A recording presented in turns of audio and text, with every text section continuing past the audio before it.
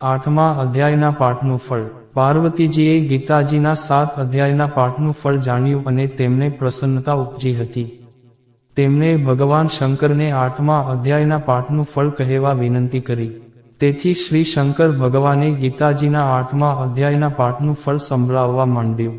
દક્ષિણના એક ગામમાં રહેતો ભવાનીશંકર નામનો એક બ્રાહ્મણ પોતાના ધર્મને ભૂલીને દુરાચારી બન્યો હતો. તે આખો દિવસ જુગાર રમતો, ચોરી કરતો અને તાડી પીતો.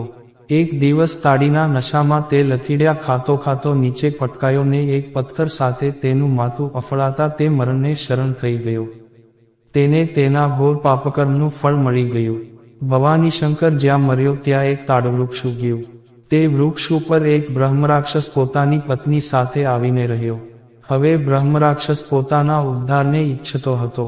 તેણે એ પણ સાંભળેલું કે ગીતાજીના 8મા અધ્યાયનો પાઠ કરનાર કે સાંભળનારને મુક્તિ મળે છે. પેલો ભવાનીશંકર બ્રાહ્મણ પોતાના કુકર્મોના ફળને લીધે વૃક્ષની યોનિમાં હતો. બ્રહ્મરાક્ષસ હવે જ્યાં આગળ ગીતાજીના 8મા અધ્યાયનો પાઠ થતો હોય તે સ્થળની તપાસ કરવા લાગ્યો અને સદભાગ્યે તેવું સ્થળ તેને મળી ગયું.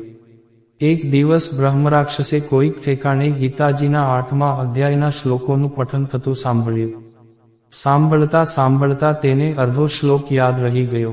તેને થયું કે હું મારી પત્ની સાથે ફરી અહીં આવી આ 8મા અધ્યાયનો પાઠ સાંભળીશ એટલે મને મુક્તિ મળશે. તે ફરી પોતાના સ્થાને 8મા અધ્યાયના અડધા શ્લોકનું રટણ કરતો આવ્યો. તાડના વૃક્ષ પર રહીને તે મોટેથી અડધા શ્લોકનું રટણ કરવા લાગ્યો. આથી એ તાડનું ઝાડ એકાએક તૂટી પડ્યું. તે સાથે જ વૃક્ષની યોનિમાંથી ભવાનીશંકર બ્રાહ્મણની મુક્તિ થઈ. તે પછીના જન્મે તે એક બ્રાહ્મણીના ઉદરે અવતર્યો. મોટો થતા તેને પૂર્વજન્મનો ખ્યાલ આવ્યો. એટલે તે ગીતાજીના 8મા અધ્યાયનો પાઠ કરવા લાગ્યો ને અંતે તેનો વિષ્ણુલોકમાં વાસ થયો. અડધા શ્લોકના રટણના પ્રભાવથી તાડનું વૃક્ષ તૂટી પડતા જ બ્રહ્મરાક્ષસ અને તેની પત્ની પણ નીચે પડી ગયા. પડતાની સાથે જ તેમનું મૃત્યુ થયું, પરંતુ તેઓનું ધ્યાન એ અડધા શ્લોકમાં હતું. આથી તેઓ પણ બ્રહ્મરાક્ષસની યોનિમાંથી મુક્ત થઈ માત્ર અડધો શ્લોક બોલવાના ફળરૂપે વૈકુંઠમાં જઈને વસ્યા. ગીતાજીના 8મા અધ્યાયનું આવું ઉત્તમ ફળ મળે છે. જય શ્રી કૃષ્ણ.